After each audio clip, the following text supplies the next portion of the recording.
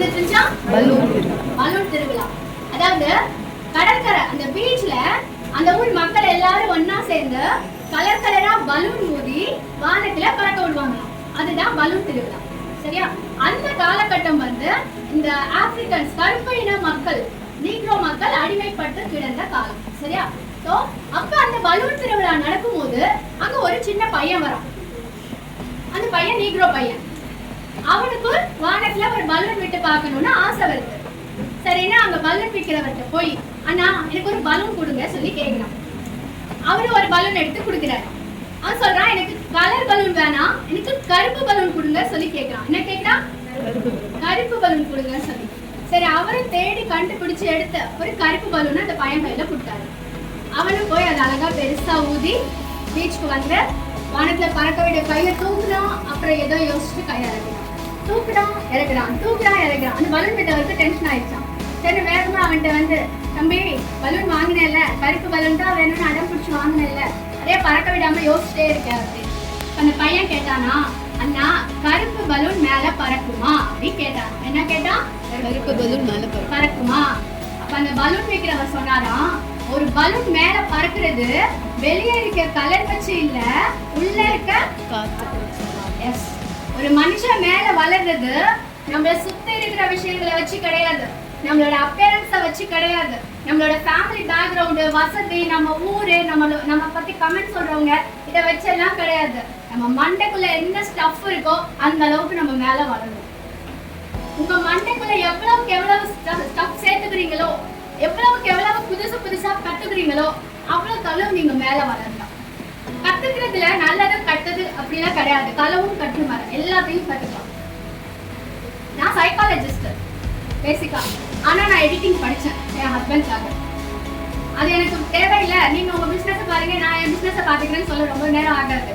ஆனா ஒரு வைஃபாவும் நான் அவருக்கு சப்போர்ட் ஆகிருக்கணும், என்னோட நாலேஜையும் நான் வளர்த்துக்கணும். ஸோ அதுக்காக நான் எடிட்டிங்கும் படித்தேன். சைக்காலஜிஸ்ட்ல இப்போ 9 இயர்ஸ் எக்ஸ்பீரியன்ஸ் சொந்தமா கிளினிக் நடத்திட்டு. ஸோ எப்பயுமே அதுவும் உங்களுக்கு கிடைச்சிருக்க இந்த பீரியட்ல ரொம்ப ஃப்ரீயா எவ்வளவு கத்துக்க முடியுமோ கத்துக்கோங்க. நான் இமேஜ்ல படிக்க வரும்போது என்னோட முதல் குழந்தை 5 மாசம். குழந்தைய வீட்டுல தூங்க வச்சுட்டு கிளாஸ் அட்டெண்ட் பண்ணிட்டு அவசரமா போய் படிப்பேன். இப்படிதான் நான் படிச்சேன். வாழ்க்கையில எப்பயுமே 3 ரூல்ஸ். ஒரு சிஸ்டரா நான் உங்களுக்கு இப்ப சொல்றேன். வாழ்க்கையில எந்த சூழ்நிலையிலையும் நீங்க அந்த ரூல்ஸை மறக்க கூடாது. சரியா? ரூல் நம்பர் 1, வாழ்க்கையில எப்பயும் யாரையும் எந்த சூழ்நிலையிலையும் 100% ஒருத்தரை நம்பாதீங்க. 100% யாரையும் நம்பாதீங்க. கூடவே இருப்பாங்க, எப்ப போட்டு விட்டு போவாங்கன்னு தெரியாது. மத்தவங்க நம்பணும்னு சொல்லுவாங்க. ஆமா, நான் நம்புறேன். இப்ப எனக்கே கல்யாணம் ஆயிடுச்சு, என் ஹஸ்பண்ட நான் நம்புறேன். ஆனா 100% கண்மூடித்தனமா நம்ப மாட்டேன். எல்லாரும் மனுஷங்க தானே, எல்லாரும் செல்ஃபிஷ் தானே. இப்ப நான் இவ்வளவு பேசுறேன், இங்க ஒரு பிரச்சனை வருது, உங்க மேல இருக்க பள்ளியை நான் எடுத்துப்பேனா? எல்லா சூழ்நிலையிலும் நான் கூட வருவேனா?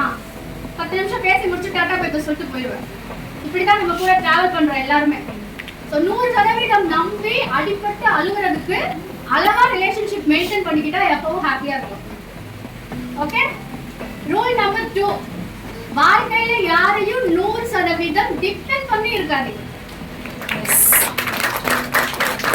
நீங்க கடைசி வரைக்கும் உங்க கூட வரப்போறது உங்க உடம்பு, உங்க மனசு.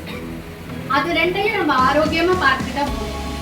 நல்லா சாப்பிடுங்க, நேரத்துக்கு தூங்குங்க, நல்லா படிங்க, சந்தோஷமா இருங்க, நல்ல மனுஷங்களோட சிரிச்சு பேசி பழகுங்க. போதும். உங்க மனசை நீங்க ஸ்டேபிளா வச்சுக்கோங்க. உங்க உடம்பையும் மனசையும் ஹெல்த்தியா பார்த்துக்கோங்க. போதும். இங்க யாரும் நமக்காக கடைசி வரைக்கும் டிராவல் பண்ண மாட்டாங்க. இந்த கேர்ள்ஸ் கிட்ட எல்லாம் ஒரு கெட்ட பழக்கம் இருக்கு. ஒரு பாத்ரூம் போனா கூட 4 பேரை கூட கூட்டிட்டு போகணும். ஒரு சுடிதார் செலக்ட் பண்ணணும்னா கூட எனக்கு பிடிச்சிருக்கு நான் எடுத்துக்கிறேன்னு எடுக்க மாட்டாங்க. 10 தடவை பக்கத்துல இருக்கவங்க கேட்பாங்க, இது எனக்கு அழகா இருக்கா, இது எனக்கு சூப்பரா இருக்கா, இந்த கலர் எனக்கு நல்லா இருக்கா. அதனால எப்பயுமே இன்னொருத்தர் வரணும், இன்னொருத்தர் கூட இருக்கணும்னு எதிர்பார்க்காதீங்க. உங்க வேலைய நீங்க செஞ்சு பழகுங்க. உங்களுக்காக நீங்களே இறங்கி ஓடலைன்னா வேற யாரும் ஓட மாட்டாங்க. சரியா? உங்களை விட உங்க ரிப்போர்ட்டை வேற யாராவது பெஸ்டா கொடுத்துட முடியுமா? அப்ப உங்களை விட உங்க லைஃப் வேற யாராவது அழகா டிசைன் பண்ணிட முடியுமா? அதனால எப்பயுமே உங்களுக்காக நீங்க இறங்கி ஓடுங்க. 3வது ரூல், உங்க தலை மேல இன்னொருத்தர் ஏறி உட்கார்ந்து உங்க வாழ்க்கைய வாழ அனுமதிக்காதீங்க.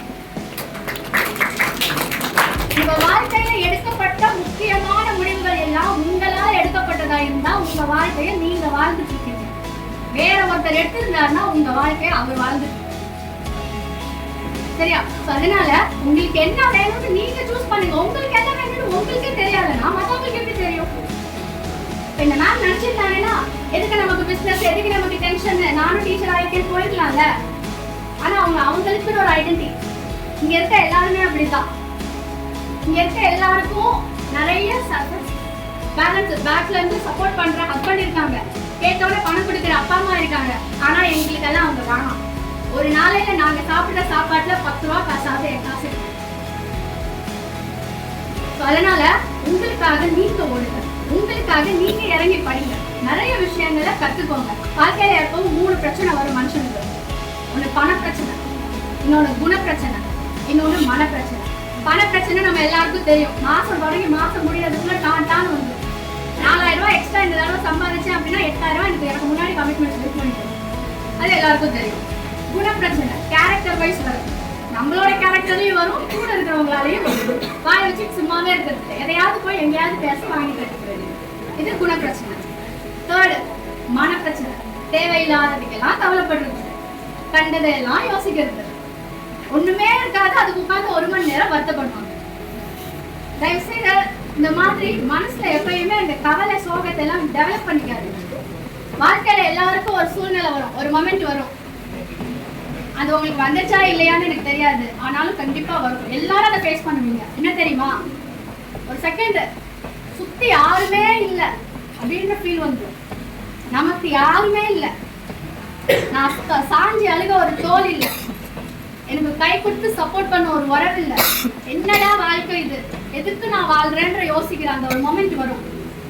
அந்த மொமெண்ட்ல தான் நிறைய பேர் உடஞ்சு போயிருவாங்க. ஆனா தயவு செய்து சொல்றேன், அந்த மொமெண்ட்ல தான் நீங்க என்னவா ஆகணும்னு வைராக்கியமா கையில் எடுக்கணும். அந்த மொமெண்ட் தான் உங்களுக்கான ஒரு ஐடென்டிட்டியை கிரியேட் பண்ணும். சரியா? ஸோ உங்களுக்குன்னு ஒரு ஐடென்டிட்டி கிரியேட் பண்ணுங்க. இங்க இந்த உலகம் ரொம்ப பெருசு, கத்துக்க நிறைய இருக்கு, நிறைய மக்கள் இருக்காங்க, நிறைய பிசினஸ் பண்றவங்க இருக்காங்க. அவ்வளவு பேர் நம்ம கஸ்டமர்ஸ் தான்.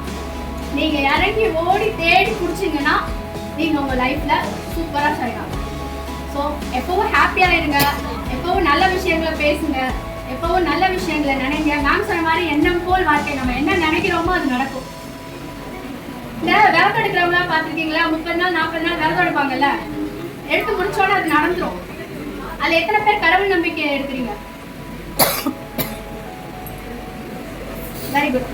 நான் அகைன்ஸ்டா பேசாதீங்கன்னு நினைக்காதீங்க. அதுதான் நம்மளோட மைண்டோட பவர். நம்ம ஒரே விஷயத்த தொடர்ந்து தினம் யோசிச்சு நான் எனக்கு இது வேணும், எனக்கு இது வேணும், எனக்கு இது வேணும்னு அடம்பிடிச்சு கேட்கும் போது இந்த இயற்கை நம்ம கையில அது கொண்டு வந்து கொடுக்கும். நான் இதாகணும்னு நீங்க நிஜமும் ஒரு விஷயத்துக்காக யோசிச்சு எஃபர்ட் போடும்போது இந்த பிரபஞ்சம் ஐயோ இவன் ரொம்ப அடம் பிடிக்கிறான்னு கொண்டு வந்து அதை நம்ம கையில கொடுக்கும். அதுக்குதான் நல்லதையே நினைக்கணும், என்ன போல் வாழ்க்கைன்னு சொல்றது.